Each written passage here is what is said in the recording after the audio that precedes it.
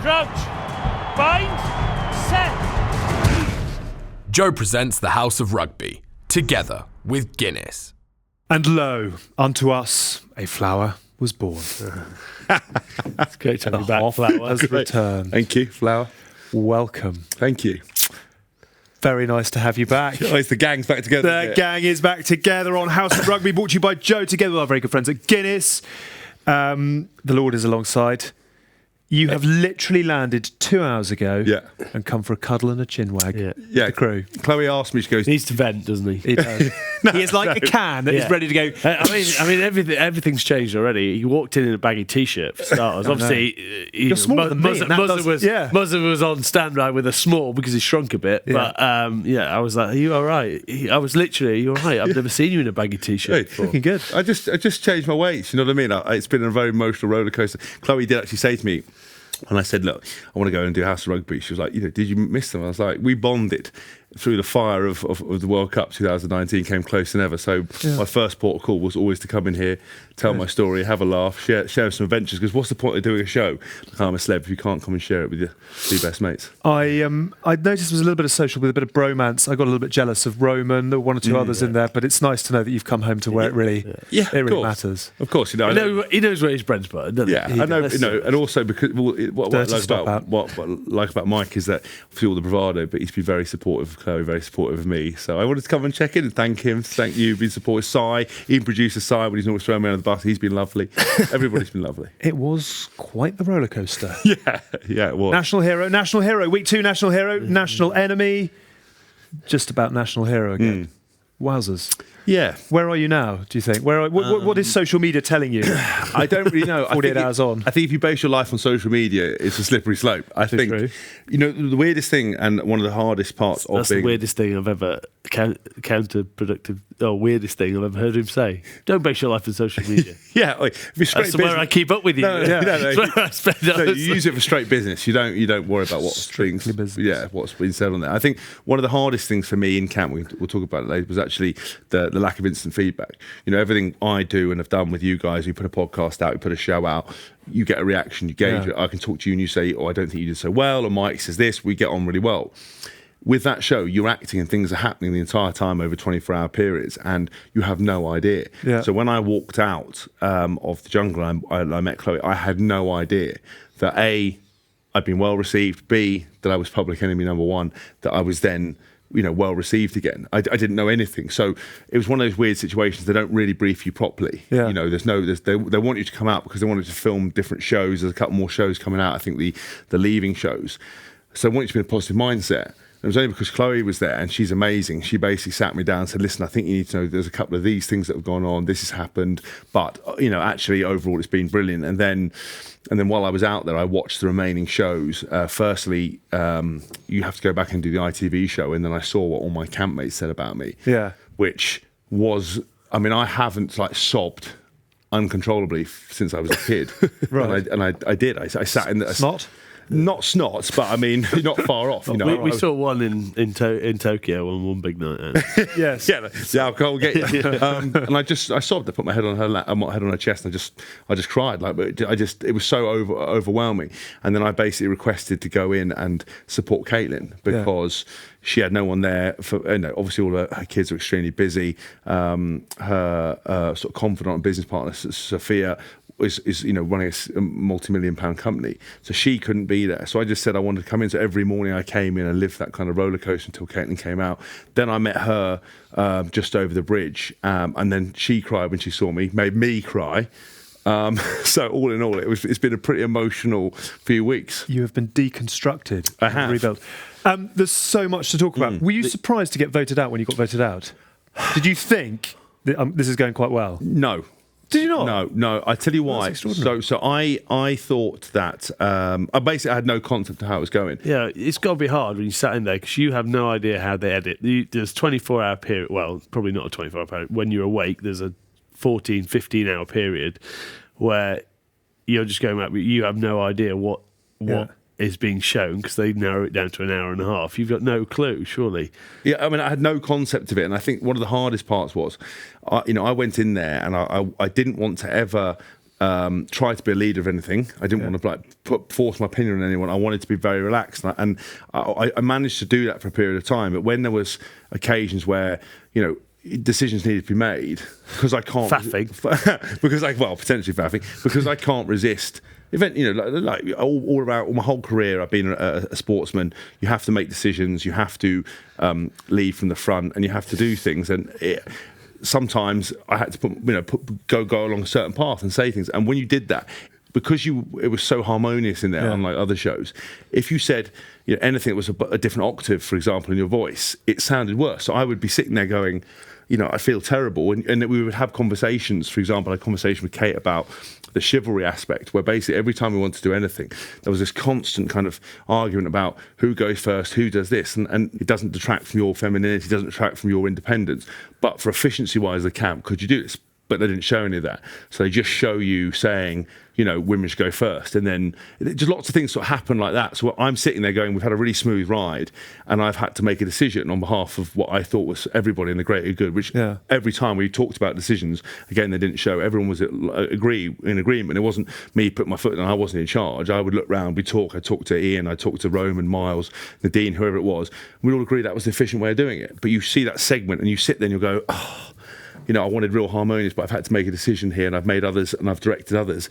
Does that come across badly? So I knew by the time I came to that day that I was pretty comfortable that I wasn't going to win. Not because I'd done anything I felt, but just because I looked at the other people in there. I thought that their fan bases, their kind of the characters they had, that was it. So when they announced that morning, I basically done a challenge the night before where I'd been covered in cockroaches in my. It was the pantomime night where I had cockroaches and worms and bugs in my wig. And they covered me in ants and stuff. I basically woke up that morning, got to shower early because I thought, if I'm going to see Chloe, I don't want to stink.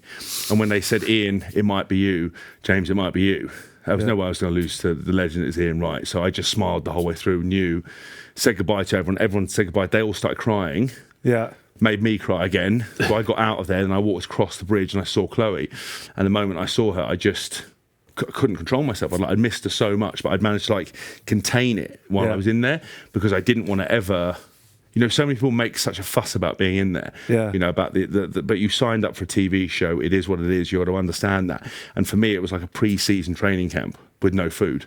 I didn't find the sitting around, not knowing what you're doing, new teammates there the whole time, in a dodgy location. Rugby clubs aren't that wealthy, and some of the I went to Poland 9 times in the middle of a forest called in Spa, where it was just. Like that concrete jungle, concrete jungle, like monotonous kind of training every day, 3-4 sessions a week. Just a day, you had no idea what you were doing. So I dealt with all that really well, but the food was a major issue. So by the time I got voted out, I was very disappointed because my competitive element wanted me to go on and try and win it. But I think the order was right. The thing is with that, you can't have that competitive element in an environment like that because you have no control over who votes for you. I mean, you are just being yourself in there, but at the end of the day, some people will go, well, I like Caitlin for whatever, so I'm just going to vote for them. It's. I thought it was ironic that the only time where you didn't have a flashpoint moment was the show that you actually went out on, because you didn't have a, where I'm fine. You're lying in your bed with your hat down. Look, just vote for something and lie down. James, you all right? Yeah, I'm fine. Always fine. It was very funny watching it, knowing how you work and your complete intolerance of faffing. But that's the thing is even though we sort of joked about it and said angry Hask, and then obviously we said, he was definitely going to pick Caitlin his first time he ever got to pick a partner, which became a headline in the papers, by the way. But did it? Oh yeah. They went back through all the Paul Doran Jones pod as well. That was an exclusive. 16 years on from the event, that became an exclusive. Because apparently Chloe's mum and dad, when they were leaving, they fled. They fled because they managed to get a picture of them looking sad, and it was like, that's because they've just found out. I'm pretty sure they already knew about that. It's quite frightening actually to get sucked into the vortex that is your celebrity. But it is weird those things. I mean, I'll be completely honest with you. I went into that jungle. I didn't know before the show started that you had a winner. I didn't know that. I never watched the show. I'd never watched 1 minute of that show, apart from I was doing a speaking gig on the Friday before I flew on the Saturday, and in the car on the way there, I thought to myself, I better watch some of this show. So I YouTubed Bush Tucker Trials. and it was where Joe Schwash was eating live mealworms, and Fur McCann ate a live spider, and they were gagging. It was making me gag so much that the driver turned around and said, "Are you all right?" I was like, shut the laptop, but it was still making noise. I was like, oh. And he's like, "You're right, sir." And I was like, rang Chloe, and I was like, what the F have you got me to agree to here? Always blame the closest to you. Blame the closest. I was like, this is a nightmare. And she'd be like, you'll be fine. So I went to that jungle, and even these bits, I wouldn't change anything. I wouldn't behave any differently. I was exactly myself the entire time. And even when those moments where I made a decision for what I thought was the greater good and dealt with it, I wouldn't change it. I couldn't have pretended. I know some people can go into shows and, even talking about posts, people go into there with agendas. People act. You cannot act on an agenda for the entire time. And I just was honestly true to myself the entire time, and I really enjoyed that element of it. And I bonded with people, and I've got no regrets. I think that the competitive element was when I'd been voted out. My ego was just like, okay, I was fourth out. I would have loved to have come higher. I would love to have got the top three. But it's the same way as Chloe said. With the caps. With my Saxon caps and England caps, I finished on 99. And I go, well, I wish I'd played for the Barbarians. I wish I'd done this. But it's ego. It's just ego. Like, you've got to be fulfilled with at some point. So once I realised that, I realised I couldn't have done any more in that. I couldn't have been any nicer. Couldn't have been any more myself. Couldn't have been any more of a character. And that was all I wanted to achieve, really. And I was very privileged to even got that far with all the amazing people I had in there. And one of the things was I'd sit round and look at the people I was with, and everybody inspired me. I would sit down, and for once in my life, for somebody who loves talking about myself, it's like, that's enough about me. What do you think about me? I was actually talking to it and asking so many questions. And like Roman, for example, the youngest presenter on Capital FM, to have that morning breakfast show, to know the people he knows. Miles, to have won X Factor and to do the things that he does, and how their band has kind of got rid of their management of going on their own, selling out live dates. Nadine with her, Girls Aloud, kind of being that number one pop star stuff. Cliff as well, and Andy, all that kind of stuff with the soap stars, or Andrew with his stand up, and even with Adele. Adele was somebody that went in there, and I just watched her grow into this thing. She was so nice. She was one of the nicest people I've ever met, and she came in there with sort of not really confident in herself. But I watched her destroy every single trial, do everything, grow, be like definitely was good at eating. She was incredible. Eating shit. She was incredible, and we all thought she was going to win. So when she got voted out first, we were like, we don't know what. That really showed that we had no idea what the show was at all. I think the Jay McDonald thing didn't help. But you know what the interesting thing about the Jay McDonald story? They made her have that. So this is the best bit: is that you ask for, you get a luxury item, right, and you can choose from.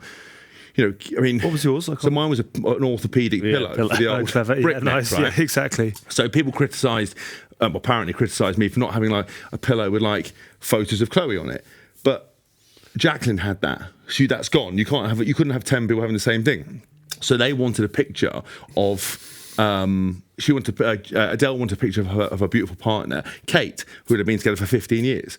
ITV said no, but I tell you what we're going to do is give you a picture of Jane McDonald. She said, I love Jane McDonald. I listen to her, but I don't really want that. And they're like, and the ITV said to her, it'll be really funny. It'll be really funny. They did it, put it in there, went down like a sack of shit. And then the worst bit was that. Kate kept asking her about it and sort of saying, why would you have that? And then it became a bit more of an issue. And then Adele was like, why wouldn't I have that photo of that? So it just became this weird narrative that was just bizarre, but then edited, chopped up. That affected her. But Adele loves Jane McDonald. Always plays on a radio station, really enjoys it, but she was made to have the photo. But that you don't get that story. So that was the thing. It was like, cause she was then suddenly got so protective of the photo. I'm like. I think it was the principle. I think it was the principle. Adele was like, "Why was she being challenged? Why couldn't she like?" Jane McDonald? She didn't really take it very well when people were giving her a bit of banter about it, which then obviously wouldn't. When she sort of half bit would not appeal to someone like me, would it? No, but it's all about narrative, isn't it? The worst thing about Adele is that we come on to the food situation. Is that she was basically after about 6 o'clock at night unable to function. She'd lost so much weight and she had nothing left of her anyway. Was in such a weird position that she basically, we called her the corpse, because instead of singing her like goodnight lullabies, we were reading the last rite. It's just what a girl wants to be called. Nice Haskell. That's my job. No, one night she was so exhausted that she got into a hammock, and she was like, I need to have a lie down. I said, listen, what I'll do is I'll wait, you just relax, babe. And I helped her into the hammock, laid her to rest, as it turned out. Then went off and they wanted to, because basically they decided when dinner comes in, and if they've got stuff to film, it can drag it out. And everyone's starving by the time, because for the most part of the day, we're on 200 calories. Which is ridiculous, but we'll come on to that a bit. And when she basically, one night, we had to wake her up, and I was like, Adele. And she, I honestly, I was like, I almost put a mirror under her mouth. Like, see if there's hot air. We talked about it, and I had to go, Adele. And she like woke up, and I was like, do you need some food? She's like, no, I can't. And went straight back to sleep. She was exhausted. So you take that, and then take the fact that people are on to band. You don't suddenly you lose your sense of humour, but you don't realise. But then maybe it was quite a good thing she went out. Yeah. She could have actually died. Yeah. I mean, I think there is a real interesting issue around that nutrition for that show. Have you come out and decided on a training program where you're going to work a bit around finger dexterity? Hold sausage fingers, mate. Because fuck me, it's not that hard to unscrew something, you know what I mean? Don't even start with me. So you know what? The first one was Caitlin. So basically, obviously, on the swim, Miles beat me. So he. I was quite surprised by that. Well, no, I thought you were going to drown. Yeah, well, you don't strike me as a swimmer. I was just thinking he's going to go underneath. Yeah, but I actually was leading, wasn't I? But then I slowed down and I saw him. I thought I'd done him on the run out. I thought about chopping his legs. I told him, because I saw him and I run. And I thought, this would be such good. I'll sickle him. But I thought, imagine I tackled him and shatter his knee. Or something happened. Wouldn't be funny. Don't know him. I've only met him for combined time about an hour. He might take it horribly wrong. So I thought I'd just beat him on the water race, the leg race. Got the flag out, thought I'd won. He then chose Roman, because it turns out they're mates. And I was always going to choose Caitlin first. I was like, she's a mega athlete. Yeah, we called that. We called that. Who I thought... She's such on a pedestal that I thought, I don't know anything about Keeping Up with the Kardashians. I don't know anything about, you say that. I don't. Chloe does, but not me. Everybody in there was so excited that it was Caitlyn Jenner. They were like, you also saw big social media numbers and an invitation to the Christmas Kardashian Christmas party. As Caitlyn said, she goes, I've got 4 PAs and you're not getting through any of them. And I was like, oh, cheers, love. She was like, she goes, I won't answer the door. If you come to Malibu, I won't answer. I was like, Kaylin, I'm not going to come to Malibu. It's fine. You're going to Malibu. We're all going to Malibu. He's not really going to New York next week. No, but she's she was brilliant. I just think so I teamed up with her. But that first challenge, I took out 5 black tokens out of the box for the first, it's unheard of. There was more black tokens in my box than there was bloody red ones. So it took me 8 minutes. It took the girls 3 minutes. Yeah. And all I had, Caitlin was abusing me the whole time. I spent 3 weeks getting hit by Caitlin. They hit me. Like I told one story where I was sitting down. I said, Caitlin, look at this. And there was this really beautiful bug, like walking on my arm. And everyone kept gathered around. And Caitlin just went, wow, dead. I was like, you're a terrible person. And she just walked off laughing. So I bonded with her like straight away and had the most fun. She'd order me around the entire time. We would laugh. I'd take her training, help her with shoulder mobility. I'd go and do the washing up with her. We were like an old married couple, and she is such an incredible person to do what she's done. Just little moments like that made the show great. Yeah. But the hands let me down, especially on that one with the crab, because you know what they do? Because of animal rights, they always say in the brief, whatever you do, don't hurt the animal. Don't hurt the animals. Brush the animals to one side. I'm like, oh yeah, no, I'll definitely brush away that crab. Mate, the crab was just standing in the way of this thing, and I was doing it, and I was like, I was like, why has he gone for that one first? See, that's the mistake. I didn't know. I thought you had to go in order. I screwed it, but then I flicked the one off. The cockroaches came straight off. The spider one started to come off, but I messed it up. Yeah. But Roman went put on the crab one, but the crab one was holding to the bottom of the thing, and it was like, you're not doing it. I wanted to snap. I was going to break I thought at one point when I'd flicked the pop it in your pocket, you can have crab legs for dinner. And then I was like, why has Roman not learned that it's taking you ages to get off? Don't put it on that one. Put it in the next one. We just didn't think. The way they were ready. And that, and the best thing was they put a big snake on us. I completely forgot about the snake. Watch the snake. I was like, fuck the snake. I was screaming at home. What incessant stupidity. Yeah. Onplode. I'm going to onplode. Yeah. So can I explain that as well? This is no, it's done. I want to explain it just once. I want to explain it once, right? Okay. So. Obviously, we reach an impasse, right? Can reach an impasse.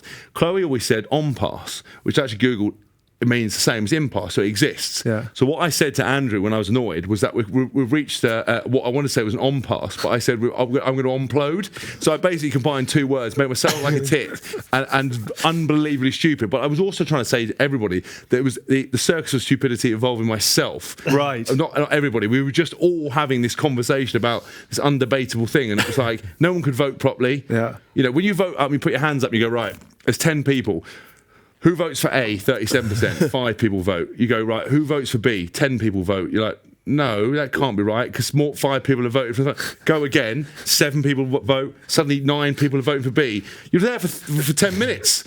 And that's why I was like, it's not that hard, gang. Put your hand up, and I went A, right, B, right, and then roll back into my bed with my hat on my head. And I was like, So Are you okay, James? No, fine. Fine. Angry James, just emerging. Was that actually a much longer segment? 'Cause Yeah, all of they us. bolted it together like in 30 seconds. no, all of them are longer. Like, so for example, that was a longer one. And actually, what they didn't get was then I would speak to Kate afterwards, so with the first thing, the chivalry, and we'd just have a chat and say, listen, here's my reasoning. And she, with the argument about women going first, was like, actually, no, I understand that. I just said, look, imagine I was a selfish arsehole. Imagine that.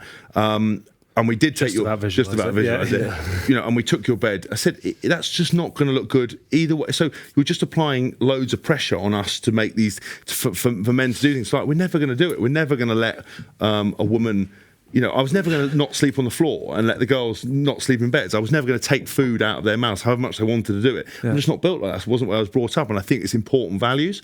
But they didn't capture me like we're sitting down and explaining that, and us having a hug and being fine, or with that like dingo dollar thing, us going, look, sorry about my opinion, but we voted for our 4 rounds of voting, and we've got it wrong 4 times.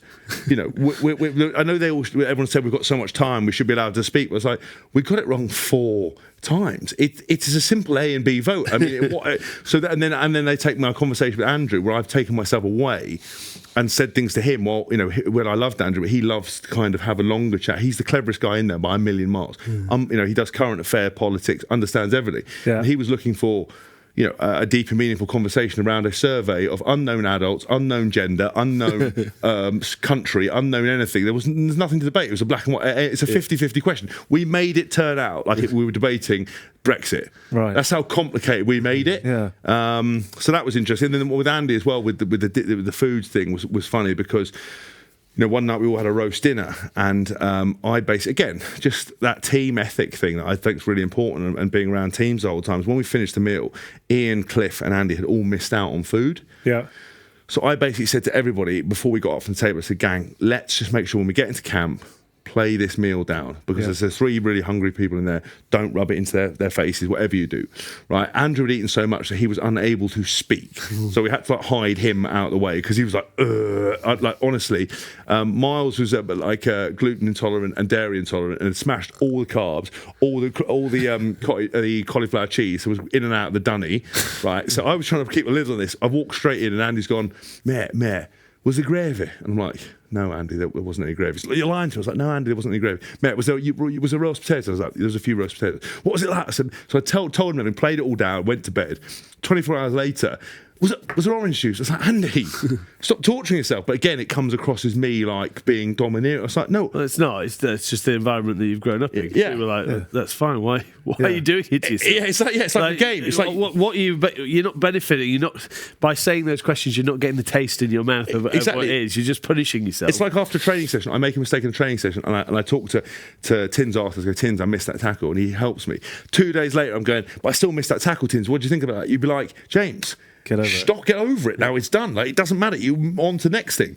But because again we're tired, and because I'm big, and I tried to always make sure that if I ever said anything, I was sitting down or lying down, so I never was confrontational. You know, my idea of someone trying to be domineering is like interrupting or something. I let everyone always speak, but I just sometimes I thought, for the greater good. There's 3 people. Like Roman was so inconsolable that he'd let Ian miss that on the dinner. right, that was unable to let Ian and Cliff and Andy eat, that every time they asked, they made other people more upset. Now, I could have let all of that slide, but it's team dynamics. It's the same thing we were doing stuff here, like in Japan. We didn't always get on like a house on fire, but it's important that we had... Didn't we? Well, no, we did, but you know what I mean? No. But you always got to have that social dynamics. You've got to be, We had that one night. Yeah, we did. Yeah. With the eyeballs. Oh, yeah. Sorry about that. So keep moving on.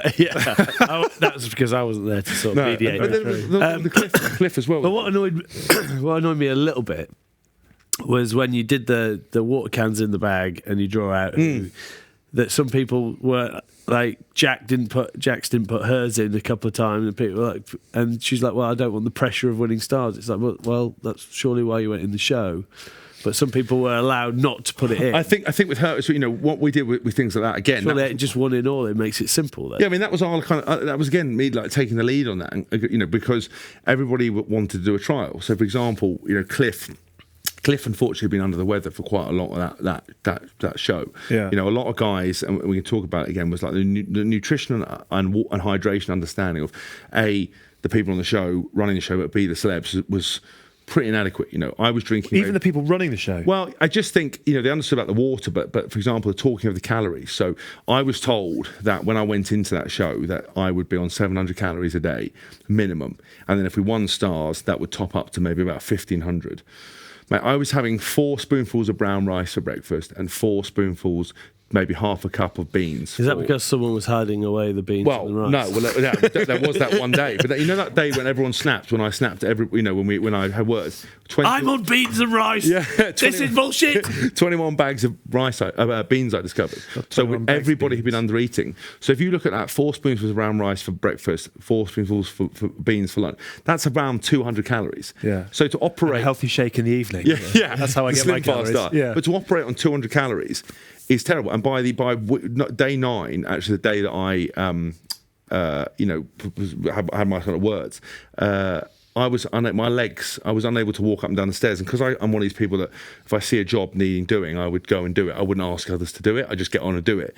I would go down, collect the water, come back up, and I would honestly have to have a lie down. I was so out of breath, so shattered. I was dizzy every time I went to the thing, and I was astounded that I'd managed to go this far. And the food in the evenings, there was no calorie-dense food. So you got crocodile's feet, you got some fat with that and protein, but not a lot, and all the rest was vegetables. So you're having maximum 800 calories a day, maximum. And what people don't realise is that when you've got more muscle, it requires more glycogen in your muscles, which is what your body converts glucose into, so you can operate and move around. And then hydration, you got more muscle, retains more water. So I was drinking 15 canteens of water a day, and the nearest person was drinking 5. Some people were drinking 2 canteens a day, and were under the weather. And when Cliff, for example, he was great around that stuff. He got better. He wanted to do all the trials, but I was like, Cliff, I want to do the trials. Rome wants to do the trials. We want to do the trials, so we had to come up with a democratic way of doing it. And then definitely the best way. It was definitely, but when we got criticised for that, I got criticised for being domineering and saying we should do that. Well, why can't I let Cliff do a trial? So it was not me to decide, but I want to do all the trials. Why can't I do them? But I just didn't. What I didn't want to do with, like Jacqueline, for example, had done. Swag bag decide. Yeah. Jacqueline had unfortunately done sort of 6 days of trials, and I knew, and she had done so well, and I think and found it so hard, didn't want the pressure, that I asked everyone, said, listen, if you don't want to do it, there's plenty of people who do have that rest.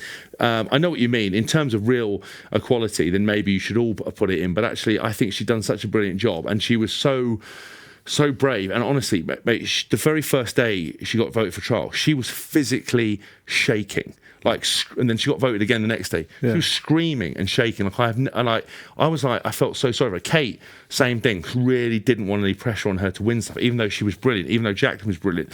So there was a couple of days where I just said, look, or we all decided, look, you can stay out of it. We'll go through with it. And that was kind of I thought the fairest way. But again, I could have just ignored it, and we could have all just sat around debating it the whole time. But I just felt they voted me to be leader. And obviously had seen something, then that was voted by the campmates to start with, that they felt I had a role to play and that I was leading by example. But in a world where you see 24 hours cut into an hour, everybody in 2019's default position is I'm offended, changed my mind. So, it was one of those things, really. Just genuinely, I mean, it's what an experience. But I just want to know about what it was like going in. What prep did you have? What was the sort of 48 hours like before the meeting? Did you know you went a week before, right? Yeah. Did you know any? Had you ever met anyone? I'd met Kate Garraway once before. had you? Never met anybody else. It was a bizarre experience. So we basically, I flew out on the Saturday. Yeah. I landed. I was allowed to make one phone call to Chloe. Right. And basically in a car next to a chaperone. And basically say to your wife, I really love you, I miss you, you're amazing. Look, it's going to be a tough thing, but I can't speak to you. I took my phone, and then for 4 days, I wasn't allowed to leave my hotel room without somebody. Everywhere I went, I had this woman with me. And we had to some separate filming, bits and pieces, get medical, film social media. Not allowed to leave the hotel. If I did, it would have to be specific reasons. This woman, as I said, I'll be eating dinner with this woman, going to think anywhere I went. I had Chatting, no or is she sort of? No, she was lovely. She was lovely, but no, she was lovely. But it's very chatty. But other than reading a book and watching dodgy Australian TV, that was all I did. So I finished my book. I just trained. My hotel, luckily, they put me in it because I had a fantastic gym. So I just trained, and I should have eaten more than I did. Chloe told me, stocked up. Yeah. Chloe told me I should have. Well, because vanity, I didn't want to get into jungle looking. I just. Well, obviously, I just wrote down for a shower scene. Yeah. You were quick into your wife front. I'll go first. Yeah. Well, basically, hello, Mylene Klass. Yeah. Katie Price, James Haskell, the iconic shower scenes. But the best bit is they didn't. So when Caitlin came back from one trial, she was lying cockroaches. She was covered, and I was like washing her back in the shower because she couldn't read. All this kind of funny stuff that just never. She was like, James, wash my back. I was like, come in, Caitlin. I'm so shoulder sorry. mobility again, was it? Yeah, terrible shoulder. Yeah, I couldn't get around there.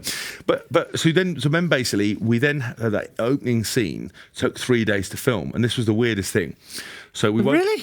So we'd wake up at 5 a.m, go to the boat, right, and film that Ferrari entrance.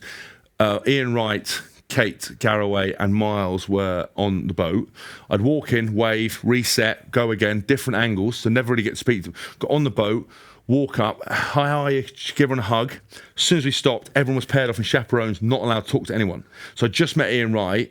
I got on. You can't so they don't talk to want them. To waste any chat. Exactly. So nothing that wasn't on camera, you weren't allowed to talk to them. So on the day 2, I took a book. I just took my book, sat out the way, read.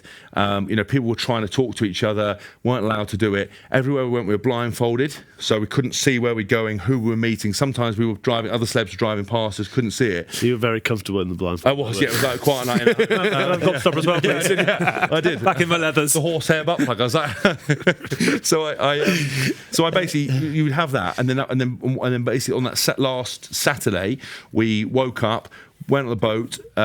All the other people we'd seen on the motorboats come past. We finally met them on the beach. But the first time you saw us meet was the first time we properly met.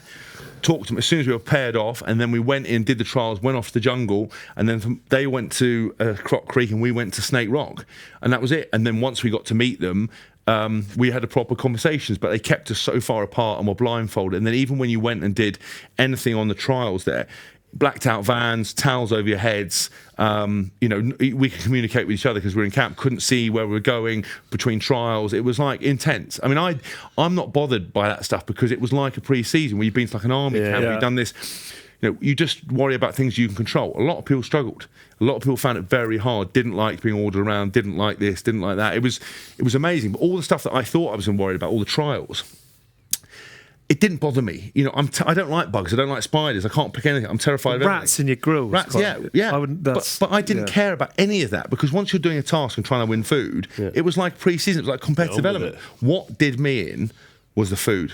Because of the fact when you're eating 4,000 calories down to 200 calories for certain parts of the day, basically for me to stay the same, I'm 2,400 calories a day. So that's me just functioning. That's not me doing exercise. That's just me maintaining and living. So 200 calories a day of brown rice, and then maybe getting to 800. I honestly sat in that leader's chair one day, and time goes so slowly. Like really? Every day I woke up in the jungle and went, I'm so lucky to be here. I'm so privileged to be here. This is an unbelievable show. So many people want to do it. But I was like, at some points I wanted time to go, and it would not go. If your holiday, if your family holiday, will last as long as that, you'd be the best holiday you've ever had. The first part of the day, you do a trial, do something, come back and you think, oh, that's a day over. No, it was only the morning. Mm-hmm. Mate, it was, the 18 days was the longest 18 days of my entire life. And one day I was sitting in a chair and I was like the desire for food and the fact I couldn't keep my eyes open, I was so dizzy, I started to have a panic attack. I had to go up to the Bush Telegraph and sit in there and go, you've got to bring dinner. I can't. I was like, wanted to cry, wanted to get angry, wanted to think, had no energy, wanted to lie down. Mate, it was the worst I've ever been in my entire life. And that's what made it, horrible. Well done you for getting through it. Just very quickly as well, what do they do in terms of prepping you? You mentioned there was like a guidebook, and is there quite a bit of? Yeah. Well, you know what I mean. But is there quite a bit of? They literally just chuck you in. So basically, what they did is that's what they want, isn't it? They don't want to give you I just wondered whether there's you can how to deal with the jungle. That's not what they want. Like they don't want you to deal with it, do they? It's basically like a giant social experiment. So everything is designed.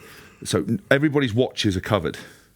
You don't know what day it is. You don't know what time it is. Nobody will talk to you about anything in the outside world. Nobody will tell you what's happening. Nobody will tell you how you're doing. Nobody will tell you that they watched the show, because you do a lot of like transporting through to different trials.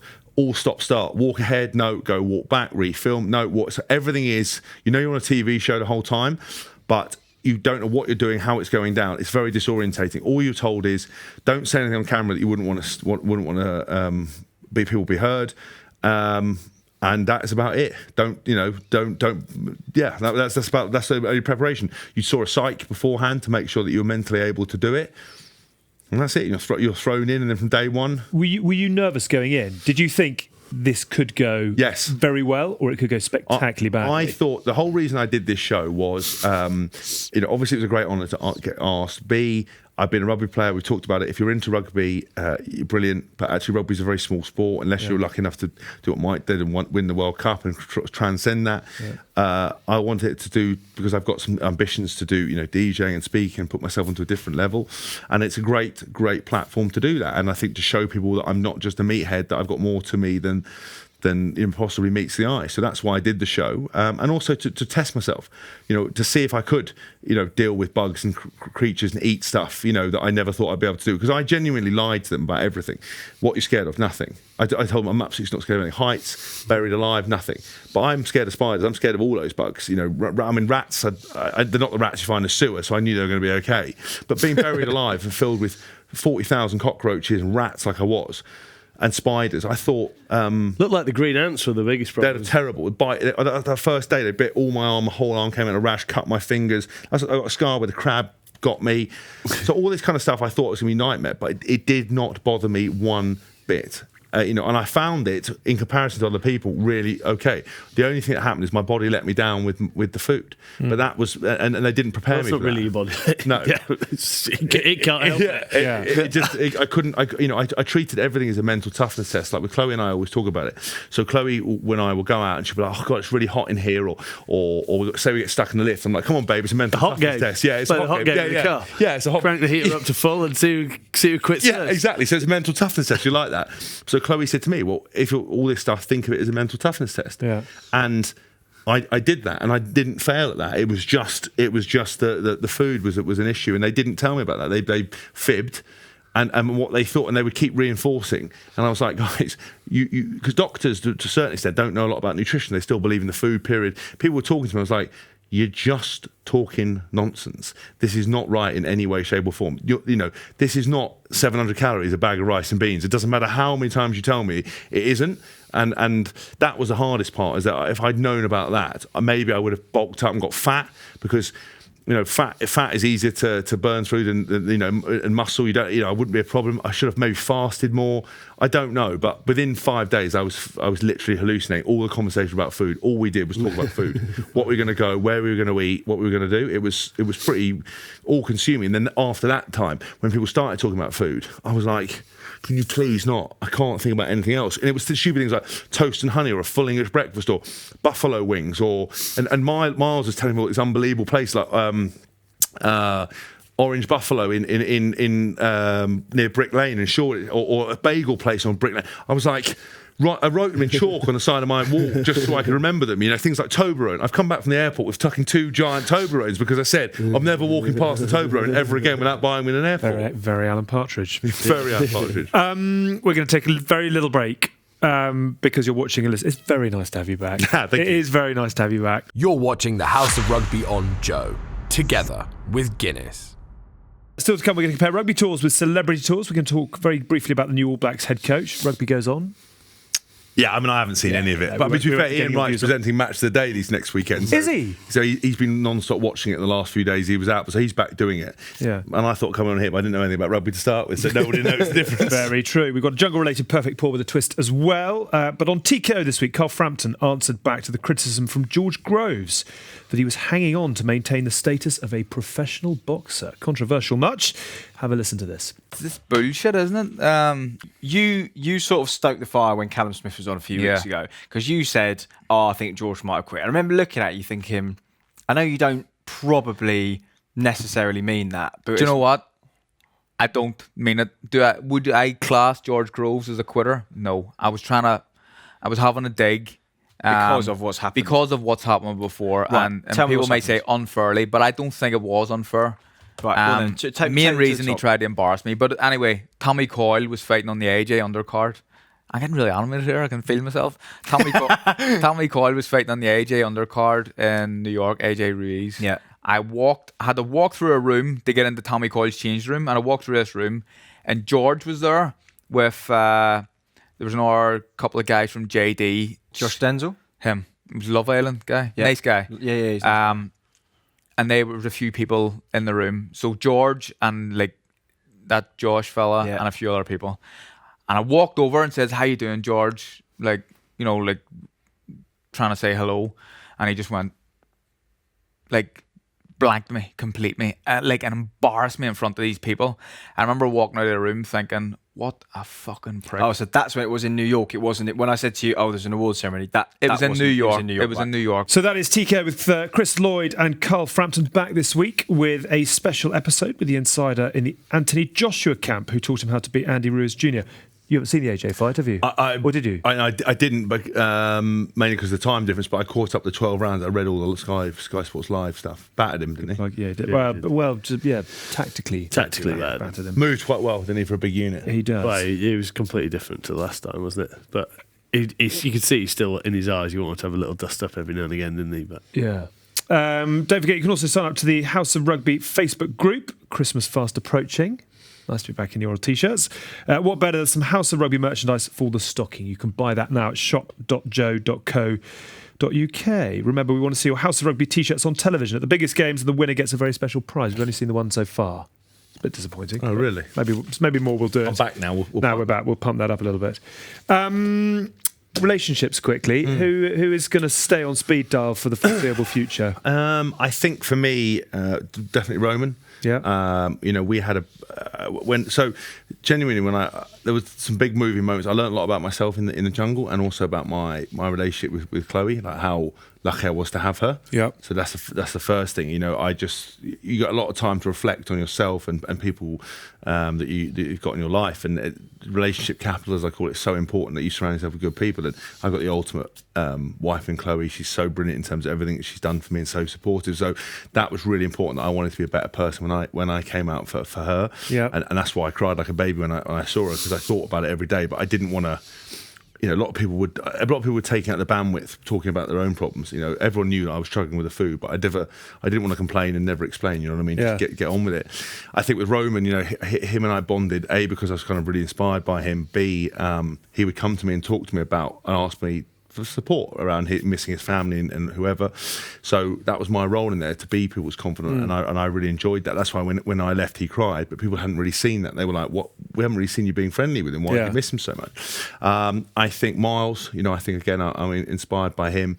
He was unbelievable with his cooking. I want to go and eat some food with him. I think Caitlin, because she's just such an amazing person, and we bonded in a really kind of interesting way. I think she thought from the moment that I was going to be some meathead, maybe have a prejudice towards gender or LGBT stuff, but we actually spent a large majority of the time talking about that, about the importance of mental health, the importance of acceptance, and lots of topics. And unfortunately, a lot of that didn't make it into the show. Some did, some didn't.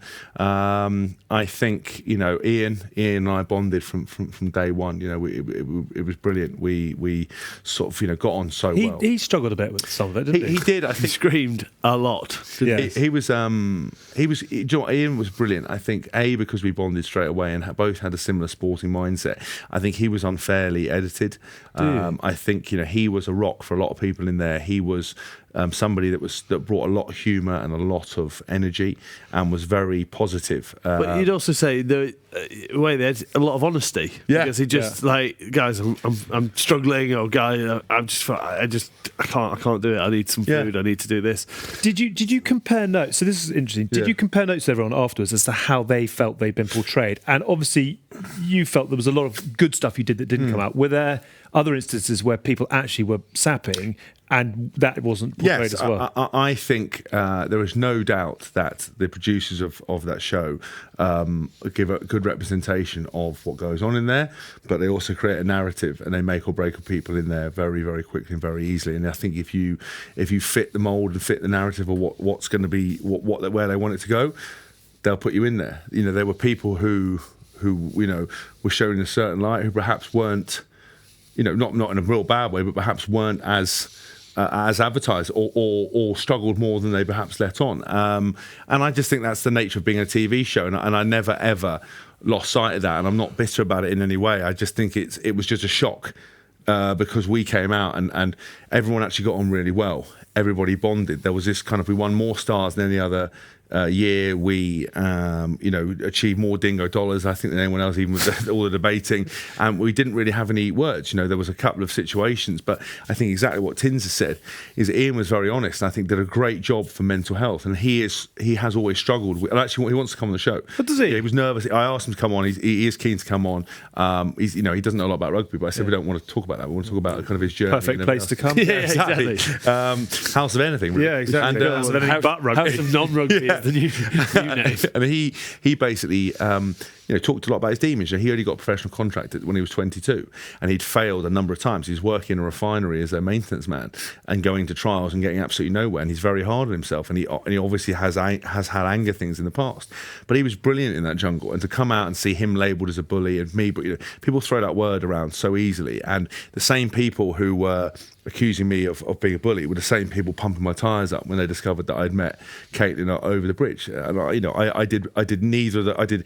I acted exactly how I'd want to act. I wouldn't want Caitlin to come out of a jungle when I cried and know how emotional it was. She's a 70-year-old woman who has been through a lot, and was the very first night she sat up in the jungle and was like, I don't know why I've agreed to the show again. I don't know why I'm here. This is terrible. And from that moment on, I knew it was my responsibility to keep her going through that show, and for me to come off the bridge and see her, and for her to be like, she literally went, oh, it's, I don't know if you've seen the video. She's like, oh God, it's you. They shouldn't have voted you out. It's not been the same. And gave me a big hug. She had tears and made me cry. I was like, because we'd been through so much, and I know, look, my rugby career, I didn't save anyone's life. I chased a rugby ball around, and I was privileged to do it. I've been on a TV show. I haven't been brain surgery. I'm not a cancer nurse. I'm not any of these. We've not done anything of any note.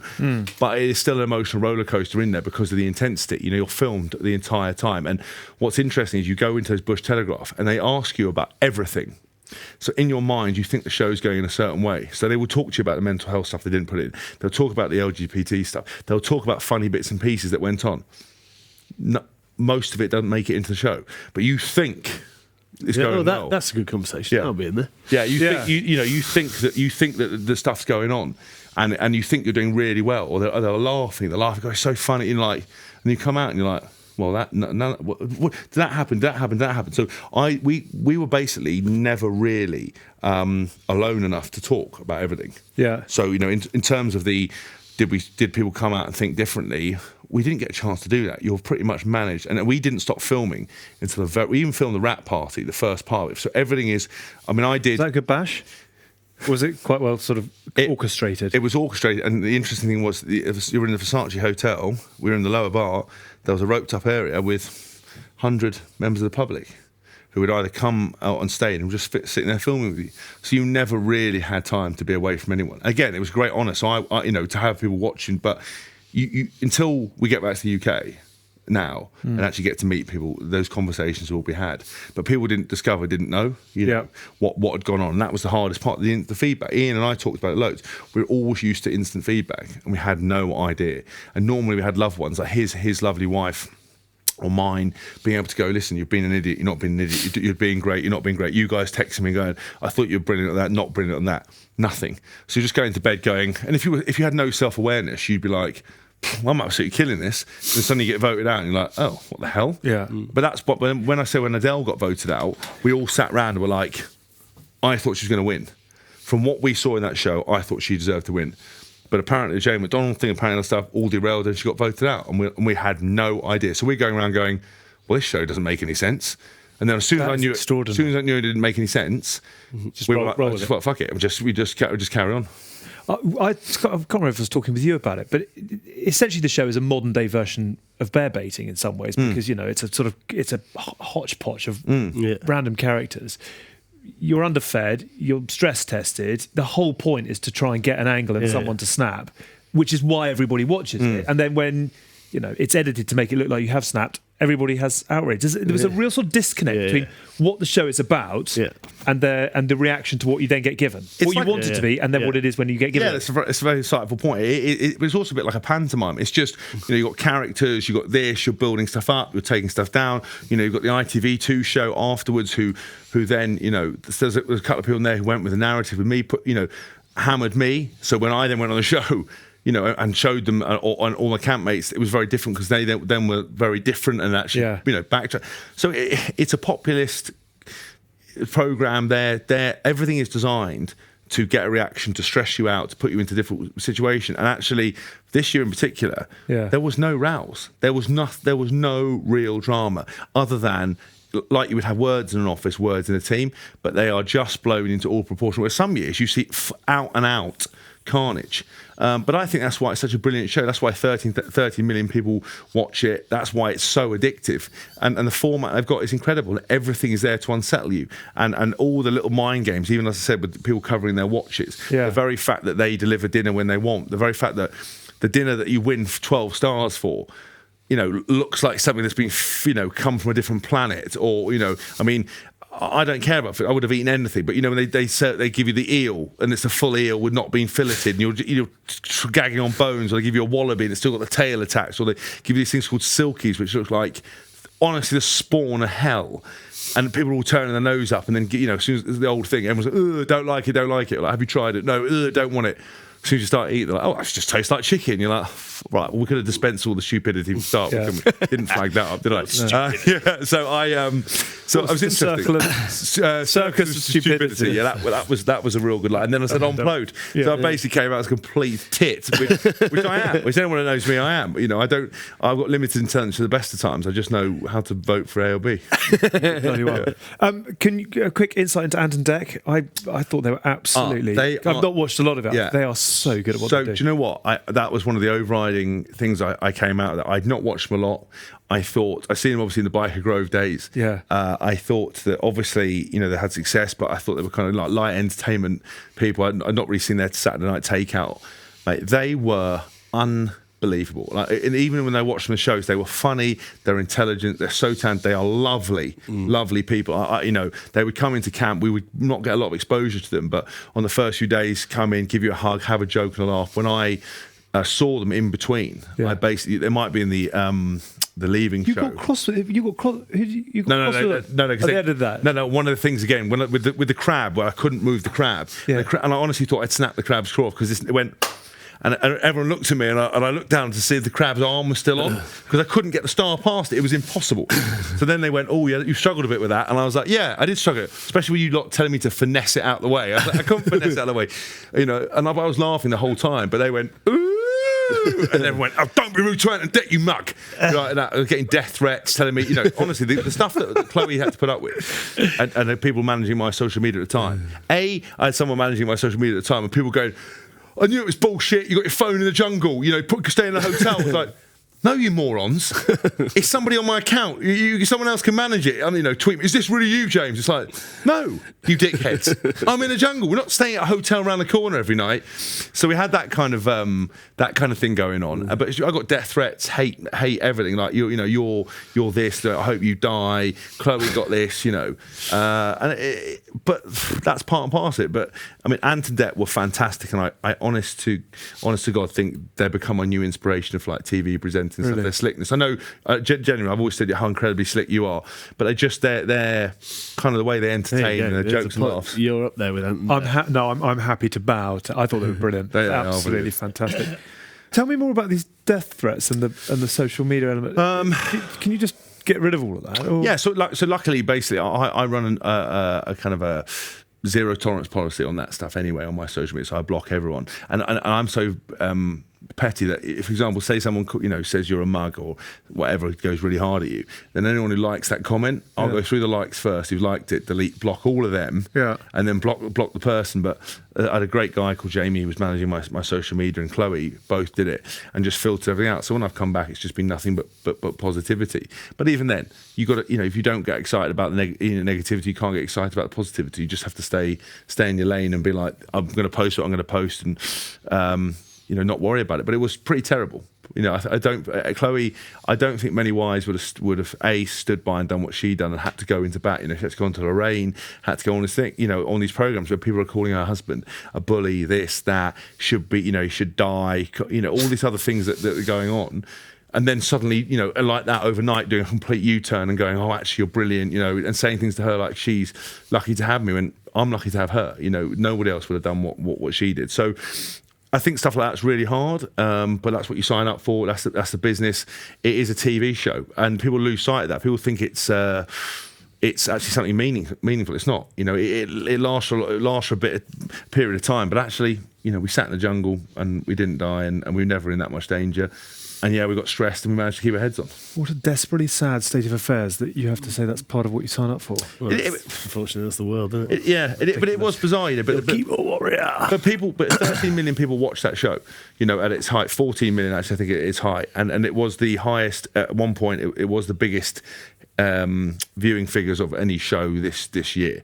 Obviously we've only got a few weeks left of this year, or whatever. But was the biggest viewing figures. So. You got to take it, but people live and breathe it. But I just think it was there's no rationality around it. But you see it in sport. I said to Ian, you must see it in football all the time. We're quite lucky in rugby; we don't have that. And it was really interesting. I don't know if they showed this, but we had a really good debate about the whole rugby versus football thing. We sat there and talked, and Ian was right. It's so funny.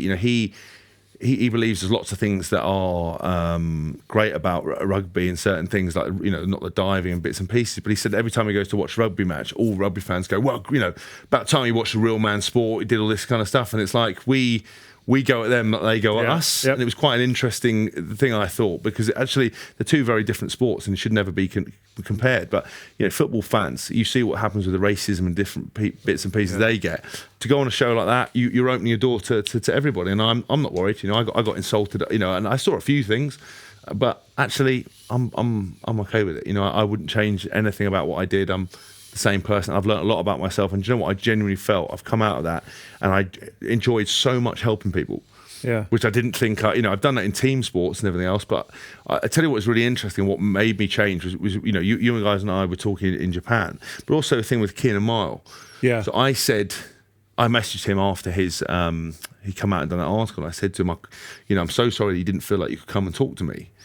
And Chloe sort of laughed and said, James, do you really think that you've got the kind of demeanour? I know you are that person, but the demeanour that people would want to come and talk to you. You're chatty. You do this. Everything's a joke and a laugh to you, and I know you're very serious, but you have this persona. And I thought this going to this jungle when nobody knew me at all was a perfect opportunity for me to be a different person, and for them to come to me. Nice James. And for them to come to me and be able to. The utmost Nice James was in there the most of it. Yeah. The work done in Japan. Just like the work done in 2 weeks of Nice James and 1 week of bad James. The work done in Japan was well worth it. Yeah, when you were a little bit longer. Did any of your campmates have any interest in rugby?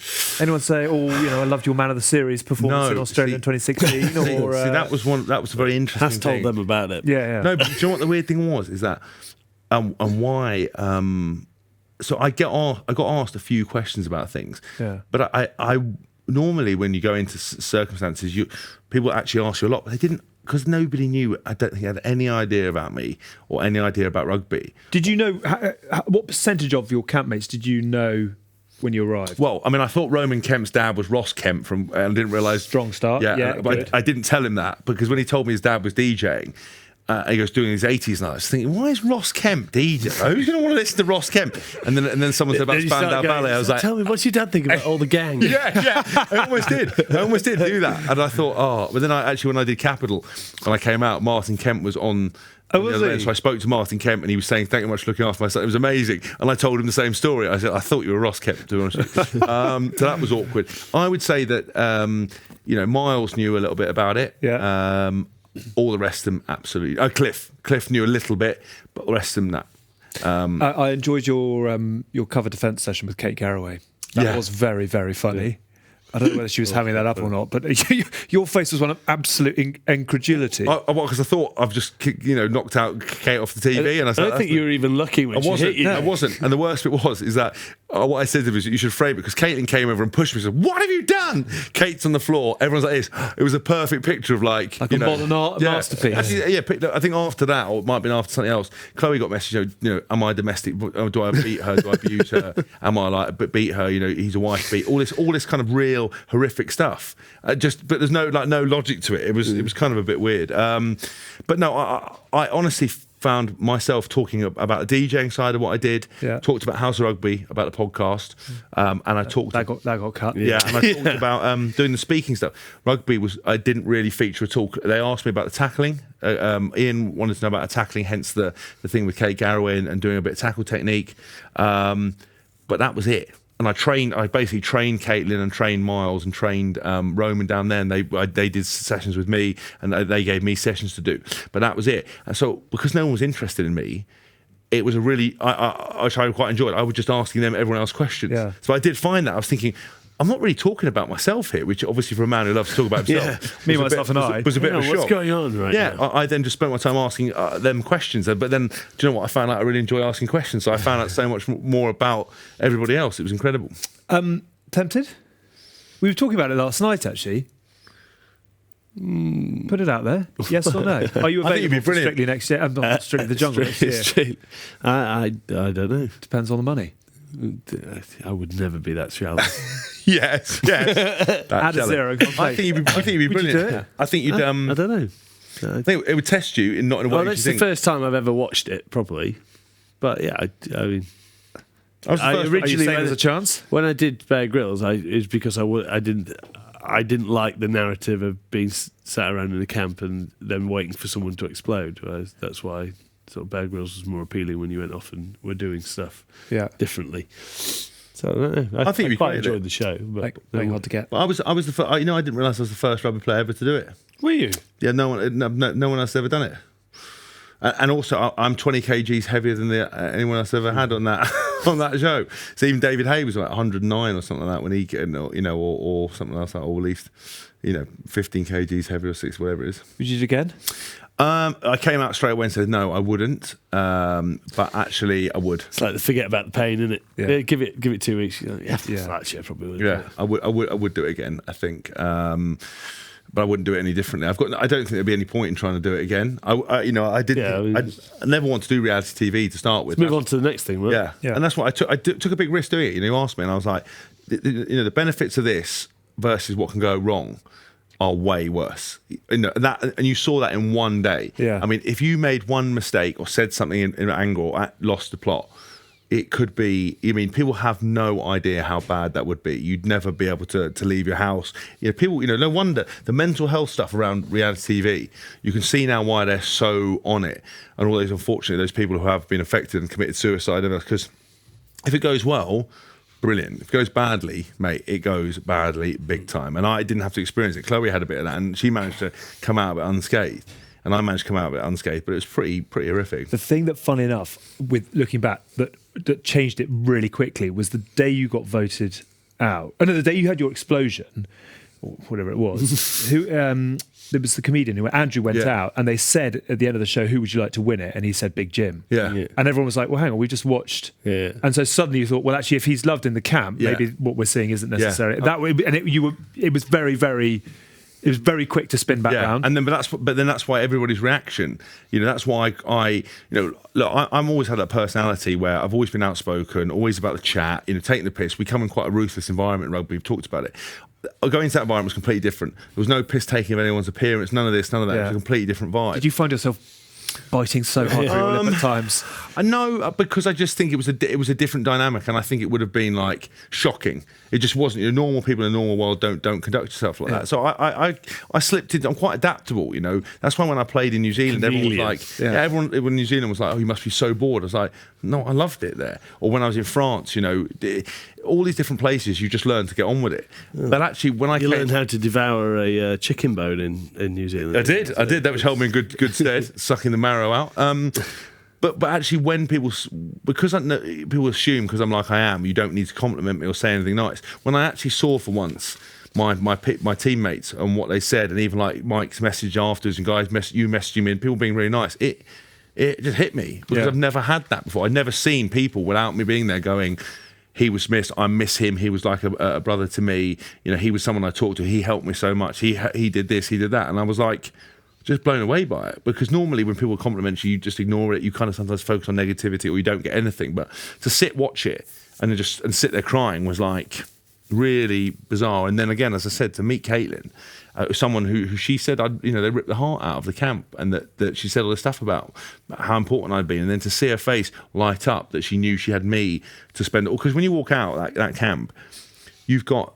It's a roller coaster. You check in with a psychologist, you have a doctor, you go and eat breakfast, you're then filmed all the way back to the hotel, right? Filmed in your room, there's no turning off, they film every reaction, and it's disorientating. And I had Chloe there who was holding my hand, who was saying, this is good, this is bad, babe, you did so well, I'm so proud of you. Well, I know Caitlin's family couldn't be there, and I was probably a very, very poor substitute. And luckily, Sophia, as I said, her business partner was waiting at the hotel, but only just got there 5 minutes before. Right. I wanted to be there for her to say, listen, you did brilliant, this is over, have a laugh, have a joke. We stopped at Starbucks, and it was just amazing, and when I'd helping Caitlin out the car, because when I helped her out that window, and then she slipped and fell out the window, and I thought I'd killed Caitlin Jenner. I was like, she goes, can you help me? I was like, yeah, I helped her. And I turned around, she fell straight out the window. I was like, well, I've killed Caitlin Jenner. That's no good. So when I was helping her out the car, I was like, please do. The whole time I was like, do not fall over. It was. But then I look back and go, what an amazing experience, and what a group of people, how privileged I was. And I honestly laughed and cried in equal measure. And I don't know what's in store now. I have no idea. I don't know if it's had any benefit, no benefit. I've got nothing planned. We've definitely got a show of what Hask can't really do that well. Screw things, help people out of windows. ITV2 written all over it. Obviously, we know that baseball is. Yeah, did you see, by the way, baseball, it was totally great. But did you see that when I walked up to the first thing, they go, right, can you check that the height of that bowl, the first challenge is right? And I said, it's too high. And the bloke said, no, it's fine. I said, it's too high. They said, no, get on with it. Put me in it. So I was hanging myself, right? And then I couldn't put my arms in the box. When I put the arms in the box, the whole thing fell over. And they're like, and Ant went, James, we're just interested. Why are you using one hand? I was like, because I can't get my hand.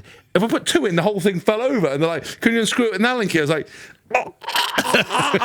and then everyone goes, and my voice is like, don't complain. It was really awkward, and they were like, why is he getting an erection? Back in the shorts time. It was bad. No, Ant was Welsh. Fine. Come home. You're doing great. You're doing great. You're doing great. We're very proud of you. Thank you. We could do a whole nother show on this, but sadly time is skipping on. We are contractually obliged to ask one question on rugby, on House of Rugby. Ian Foster is the new All Blacks coach. Yay or nay? It's an interesting one. I think it's been mixed. That's enough of that. Thank you very much indeed. No, go on. I think it's been a bit interesting. It takes some people think that they need a change of, because that's been how the New Zealand have done it for so long. Yeah. Is the Henry to Hansen, Hansen to Foster. And I think some people really did want Razor, Scott Robinson. So. I'll have to see. I think you think it might need a new change, new group of players. That obviously that period where they had those 8 years of the same players, then keeping consistency is fine. Whereas maybe they need a little shift in mentality. But we'll have to wait and see. Why did they not go for Scott Robinson? Did you just not I thought he would be the dead cert. Well, so I don't know. But then they've only given him a 2-year contract, which is interesting as well. Yeah. So I think he's probably going to be on a bit of pressure to start with a bang and get things on track, or there might be a change further down the line. I saw Northampton top of the table. Yeah. Sorry about that. I see that just before I went in, Sarries have been... Didn't get you well in Europe. You need to do a bit more research before. No, I heard that. I read it. But they didn't put the scoreline. Everyone just said, a humbling defeat. Yeah, it was the Leinster. But I was like, Fuck Europe. I'm going to watch the Premiership. We're top of that. We'll take that. Sort of Sarries are down the bottom. Yeah, I haven't commented on that because remember I was out. I haven't seen that. You've got a lot to catch. Well, I can tell you what, I've got nothing to say on that because if I don't play rugby anymore, I don't care. Right. Welcome back to the House of Rugby. Yeah. Quick Guinness Perfect Pour, our weekly test in 190.5 seconds because that's how long it takes to pour the perfect pint. Producers, talking of blocking people, is it true, yes or no, that you once blocked producer Si long before we I did. together? I did, and I didn't know it was him. When we started doing the show, I didn't know it was him. It was only when he tweeted me, and I was like, why have I blocked this bloke? And then he explained it. Which was? Oh, I think he tried to. I met him in an office at BBC, and he came at me, bantered me about something. I shut him down like a Woolworths, and he got very upset. And then Can you hear the roar? And then he waited until I was about 200 miles away on the train, and then did try to do me on Twitter. And I was like, I'm not having this for some muppet at the BBC. Turns out he was a really important producer at something. Thought I'd never see him again, and then turns out he was wearing the same denim shirt, hosting House of Rugby, and we're best of friends as ever we were. I didn't know until he told me. Welcome home. We've missed you. Producer Si wanted you to put your housemates in order 1 to 12 with how much you like them. Okay. That would have been interesting. You can either do that or you can settle on putting them and yourself into a team, which would be a team of 12. Or Tins. How are we going to do this? What do you want to do? What have you done? I have done my order of what I would have. How you'd like them to have finished. Yeah, where I okay, would, this is your first. voting for. Yeah, this is how I officially vote. Go. So on what I saw, Adele would have gone out first. Right. Then Andrew. Then Caitlin. Caitlin would have gone out third. Well, because I just didn't think she was enjoying it. That's very sympathetic of you. She was like, she went really quiet, and you felt bad for her at times. That I think she got edited as well. Again, but then this is the thing. This is the difference. I'm going to tell you what I. Let's compare and contrast. Go on then. Yeah. 9, Kate. Yeah. Next one, Kate. Then Jax, just because I didn't like the fact that she didn't want the pressure of going in challenges and stuff. I was like, surely it's just fair if everyone does it. 7, Cliff, because he was asleep most of the time. 6, Andy. Then Righty. Then Nadine. And this is obviously, you're going to win it in my book. So then Miles. And then Roman. And then the Hoff was king. That is very interesting. And how would you compare that? Are you comfortable doing this or not? You are aware this is going to be Daily Mail sidebar. I'm not sure I want to quite throw it. But it's going to be different. Do you want to pick a sevens team? Because as you said, unless there was someone genuinely you hated, which didn't happen because it wasn't that sort of show. I think the only so on that comment on that is that the only thing that people didn't see is that you talk about it in teams is that people took up more emotional space than others. There was more of a requirement, that to cajole them to do that, that wasn't perhaps shown. You had to do a lot more to get people going. So nobody ever fell out. It was just. I'm sure I irritated the hell out of people in there as well, but actually we all just got on very well. And the best parts about it were when we came through those evening meals and we'd won and done stuff. And amazing how people grew. Like I always wanted Jacqueline to win, to be honest with you. Did you? Yeah, I wanted Jacqueline to win because I thought she came in on her very first day and said, I knew nothing about any of these people in there, in terms of other than some of the headline names. Yeah, but. To hear that she'd obviously had a tough journey, that she'd come out of EastEnders, that she'd been really intelligent, set up this drama school, and that lots of stuff had been written about her negatively, that she wanted to come in here and prove herself to be something different and to actually do something for herself and to make her kids proud. And I watched her go from hysterics, mate, to the point by the end of it, she was like, pfft. Actually, even that last trial where she was in a star and they made her put a spider in her mouth and she was shaking. You don't understand, that was her worst nightmare. She told me this, that she was screaming for about 30 minutes, like she couldn't do it, but didn't want to say, I must get me out. Finally managed to summon the courage to have the spider in her mouth and was shaking the whole time. So for someone to do that journey, I think was amazing. I think even with Kate as well, just her journey of talking herself down the entire time, absolutely no confidence in herself. It's funny that, isn't it? People spend their life on TV and they're just so negative about themselves. She was just counterintuitive. Yeah. She was so brilliant at what she does. She's been on TV for 20 years and she'd talk about herself in a negative light, talk about herself and didn't have the confidence. But then went off. You must read below the line. Yeah. I mean, Don't ever do that. And then she went and basically did a trial, and she still got cursed, but defeated. It was when she had to put her head in the tables, had a spider on her face, did all these things to keep it chill on the button. She did so incredibly well that she came back and said, "How are you? Like, what's happening?" And she went, "Do you know what? I'm disappointed, but I'm so proud of what I did." And that for me was growth. And I was like, amazing. And I talked a lot about that. I was like, you do know that even if you fail at, say, getting the stars, the very fact you've even faced your challenge that you were so terrified about was what was important, what I loved to see. So I think so many people went on different just so to try to put them in a list, like I like what Tim's we got Ben Ryan next week, so you can pick a top 5. For Rugby X, we're going to talk Rugby X. Okay, fine, Rugby X. Okay. So I would say... Who is in your Rugby X?